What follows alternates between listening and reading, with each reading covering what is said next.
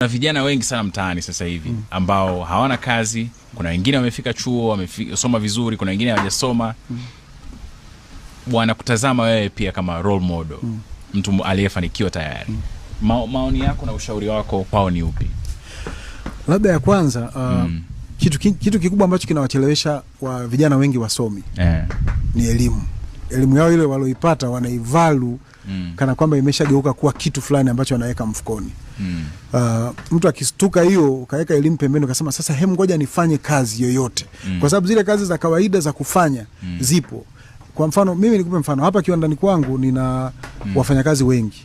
Lakini na nimeshajaribu kufanya na wafanyakazi wengi ambao ni graduates na wasomi wengi katika level ya technical. Na wanashindwa.